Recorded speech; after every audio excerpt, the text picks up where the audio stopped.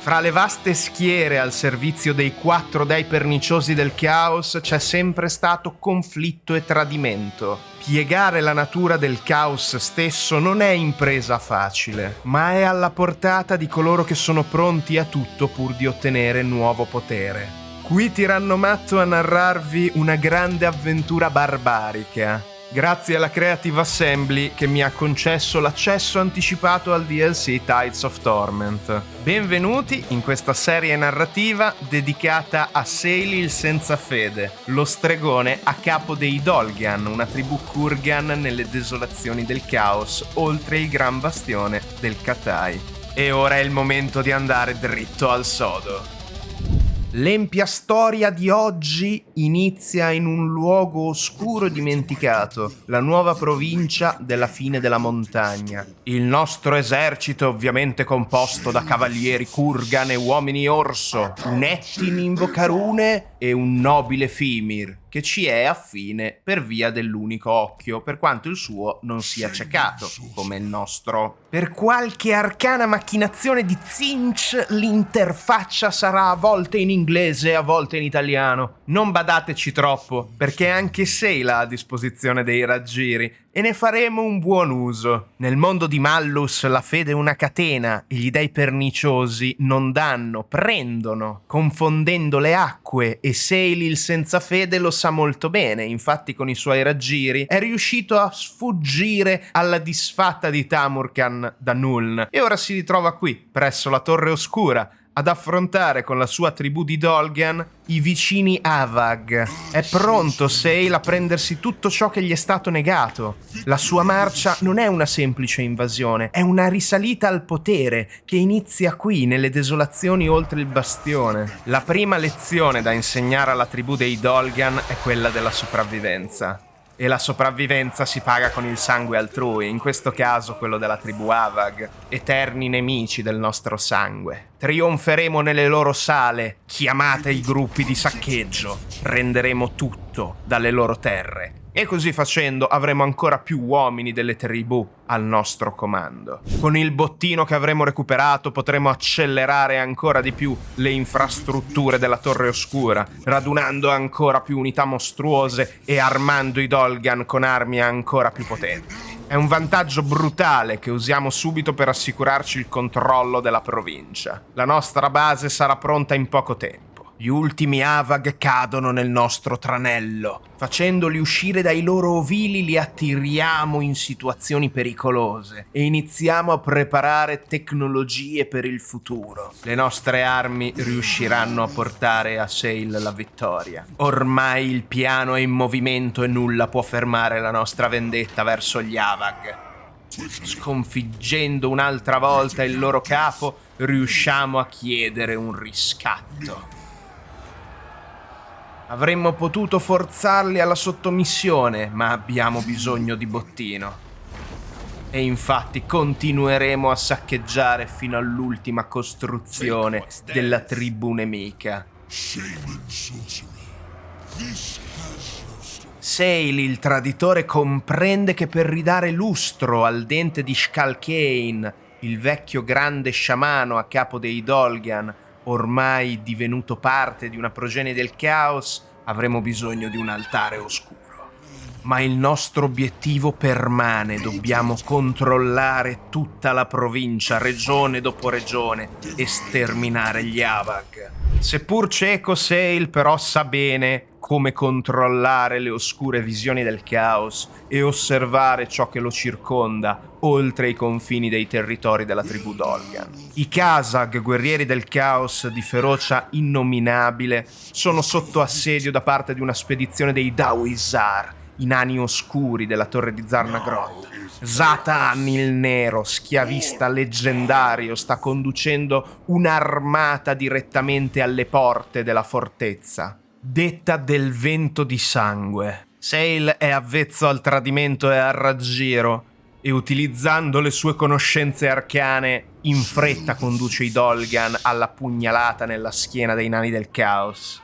Abbiamo iniziato così una serie di scontri logoranti, schermaglie lungo tutte le desolazioni oltre il bastione.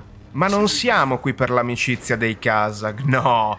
Ora che abbiamo liberato questi guerrieri del caos dal giogo del nano nero, siamo pronti a renderli schiavi, nostri vassalli, e grazie alle loro truppe saremo ancora più pronti nel procedere contro il Katai. Ma tempo al tempo, perché la guerra contro i Dawisar è appena iniziata, un lento e inesorabile percorso di conquista. La spedizione di Zatan ci ha fatto pagare caro ogni metro, ma la fortezza degli occhi è il loro punto di forza nella regione e deve cadere.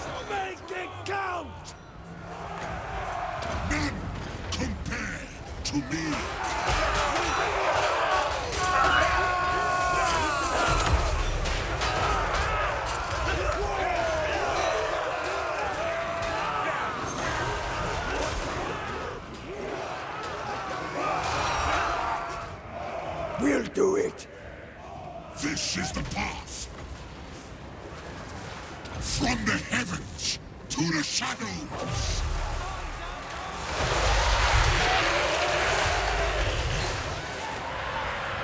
Sail the faithless! Move! My power is immense!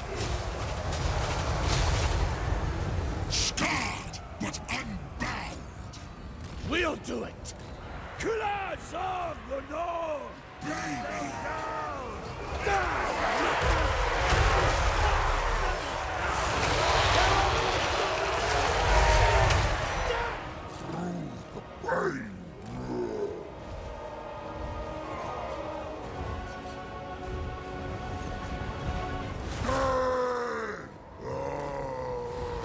This way! The winds obey me! Do not let it fall!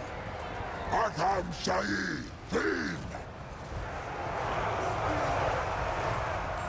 None compare to me!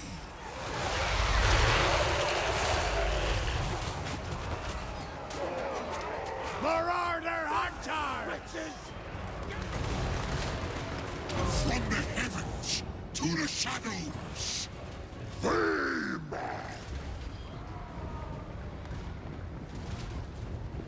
El Gramas Vardras!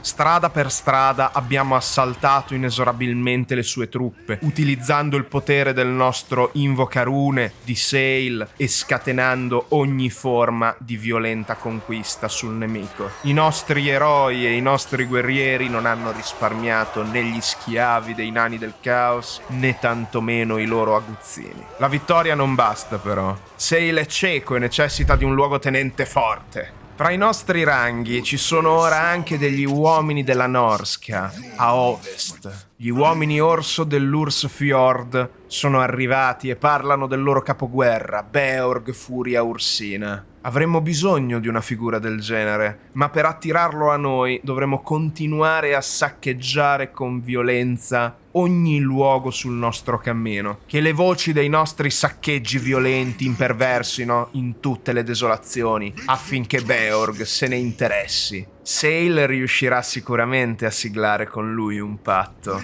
convincendolo dei tesori oltre il grande bastione, e avremo così un eroe leggendario dalla nostra parte. Le scaramucce con Zatan continuano fino alla fortezza del Volario. Qui, dopo lunghi assedi, siamo riusciti finalmente a spezzare la spedizione dei nani del caos, rimandandoli al loro oscuro dio Ashut. A Sail non importa di principi demoni, piccole divinità del caos e nemmeno dei grandi quattro perniciosi. Nessuno potrà essere mai degno della sua fedeltà. Il senza fede, così lo chiamano e continueranno a chiamarlo. Rade al suolo il Volario, convocando altre bande da saccheggio. Ed è pronto anche ad erigere il suo primo altare qui. Notizie dalla fortezza dei Mille Occhi sopraggiungono alle orecchie di Sail. A quanto pare, forze irredente dei nani del caos stanno continuando a saccheggiare e bruciare ogni possedimento della tribù Dolgan. Bisogna agire celeri, e così ci si mette in marcia con tutte le nostre forze. Sail va a convocare anche un suo vecchio apprendista, uno sciamano di nome Odin, affidandogli così il comando di una nuova forza della tribù Dolgan. Dopo aver risolto la questione ci rendiamo conto però che era un raggiro e Sail detesta quando usano le sue armi contro di lui. Zatan ha ripreso il volario e dunque è tempo di riscuotere il fio definitivo, lo scalpo del nano oscuro. Marciando verso il volario ancora una volta constatiamo la presenza alle cime di granito di una tribù di pelle verde. Mandiamo dunque missive a Tamurkhan. Alcuni dicono che sia sopravvissuto all'assedio di Nuln e così a quanto pare è davvero. Si occuperà lui dei Pelle Verde e del loro grande capo Grimgor fra le montagne del lamento. Sail ha ben altre cose di cui occuparsi e non sarà questa piccola tribù di Pelle Verde ad ostacolare il suo grande disegno oscuro. Ai picchi granitici è finalmente giunto il momento di erigere un potente altare oscuro. Coi marchi impuri Sail va a bandire le forze caotiche, unendo l'anarchia in un solo dio fasullo, il suo. Sail forse ancora non lo sa, ma alcuni vociferano di una presenza, l'anarchia contro l'anarchia, Malal, o che siano solo leggende. Ad ogni modo, questo è soltanto il primo tassello di un grande schema che vedrà lo stregone dei Dolgan ascendere a un nuovo potere. Una nuova marcia ha inizio mentre i corvi portano missive in tutte le province della tribù. Il bottino che abbiamo recuperato deve essere speso per potenziare ancora di più le forze di Sail. E mentre ritorniamo sui nostri passi verso la fortezza dei Mille Occhi, il Monstrum Arcanum divelto rivela a Sail la presenza di un antico dragone del ghiaccio. Diamo così inizio, sulla base di questo sapere, alla caccia gloriosa per addomesticare la prole ghiacciata di questa creatura del caos. La battaglia funesta imperverserà assieme a una bufera tremenda di cui i popoli a nord del Gran Bastione parleranno per millenni. In realtà ci siamo ricordati all'ultimo minuto di aver accettato all'inizio della campagna questo incarico di caccia, ma avevamo altri problemi di cui occuparci e prima che sia troppo tardi sarebbe proprio meglio incontrare sul campo di battaglia il temibile Frigobar. No, volevo dire Frigustrex, il padre dei dracchi del ghiaccio. Certo, sarebbe stato carino se ci avesse offerto anche una birra gelida. Sapete, le desolazioni del caos sono abbastanza accaldate. Ma questo calore durerà poco, perché le tempeste, le bufere evocate nel combattimento le abbiamo percepite ben prima di affrontare questa caccia. Era uno dei motivi per cui stavamo ritardando la missione. Non avevamo le truppe necessarie per abbattere dai cieli questa progenie gelida. Infine Sail riesce a soggiogare il dragone rimasto, rendendolo il suo cane da guardia. E mai prima d'oggi uno sciamano Dolgan ha avuto questo potere fra le mani. Se già era rispettato e temuto fra i suoi pari, ora tutte le tribù barbare al servizio dei poteri perniciosi conoscono il nome di Sail e ciò preoccupa i vicini Yusak, vassalli della coppia gemella di Vilic il Deforme, servitore di Tzeentch, colui che continua insistentemente a fare dei brutti scherzi all'interfaccia, rendendo questa narrazione molto più complessa. Ma non badate davvero agli scherzi del mutamento incarnato, perché gliela faremo pagare cara. E non fra troppo tempo. Infatti, tutto è avvenuto all'ombra del Gran Bastione. E adesso che Beorg è a un passo dall'arrivare alle nostre forze e la nostra proposta potrà essere siglata col sangue, Sail, nel bramare l'astrolabio, attende il momento corretto per colpire alla schiena con i suoi raggiri e i suoi pugnali Vilic, il Deforme. Infatti Vilic e le sue forze insistono nello schiantare i loro musi contro le altissime mura del bastione. Sarebbe opportuno approfittarne quando entrambe le fazioni sono più deboli. rubando da sotto il naso mutante la vittoria a Village e iniziando a tormentare i servitori del drago celeste. Quando il momento arriva, il dio del mutamento sorride benevolo al nostro tradimento.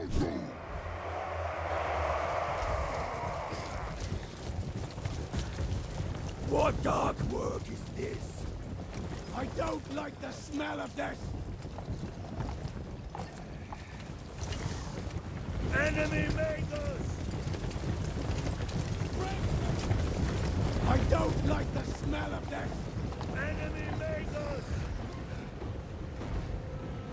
Master of the unholy storms! Edgin Runecaller! Strength and spite!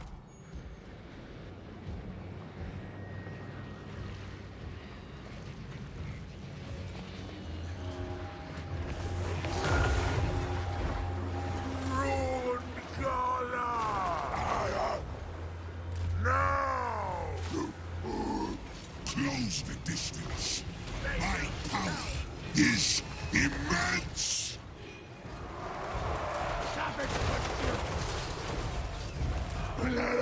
I'll go along. Work is this? From the heavens to the shadows. Bloody carnage! Kill! Of glory, driven by bloodlust, flesh from bone. Before slaughter awaits. For Noska! Escape retribution! Village cade e ora l'ultima pedina sullo scacchiere. I suoi vassalli, la tribù Yusak, va eliminata al crocevia del drago, così da poter stabilire una base e attendere Beorg per siglare il patto definitivo. Inizia così l'assalto al crocevia del drago, una battaglia sanguinolenta dove le magie sbrilluccicano ancora più fervide che nello scontro contro Village il Deforme, il quale era apparso indebolito probabilmente da un raggiro di Sail. Mentre combattiamo la tribù al crocevia e sterminiamo gli ultimi servitori diretti di Tzeentch con la sua mutevole benevolenza, alcune visioni ottenebrano l'occhio cieco di Sail. Percepiamo una preda, un animale leggendario che attende in una palude poco distante, soltanto di essere domato. Un terrificante drago rospo, la stessa genia corrotta che anche Tamurkhan e la sua orda sfrutta consistentemente. Domare una tale bestia renderà ancora più facile l'assalto al Katai. Una caccia così gloriosa è un privilegio unico, ma che dovrà attendere purtroppo. Così come per l'arrivo di Beorg Furia Ursina, il potente signore degli uomini orso dell'Ursfjord. Nel primo capitolo di questa empia saga abbiamo piegato il caos al volere di Sail, senza fede. I grandi preparativi ormai sono giunti al culmine. Siamo a un passo dal Katai. Non solo i portatori di ordine e pace, ma anche gli dei perniciosi metteranno ostacoli sul nostro percorso. Quali essi saranno? Come li affronteremo? Quali tradimenti ci attendono oltre il grande bastione? Questa serie narrativa continuerà proprio da qui, da una caccia gloriosa, ma sarà riservata soltanto agli avventurieri qui sul canale, perché per oggi Tiranno Matto out. Questo è quanto, e alla prossima, avventurieri ed avventuriere.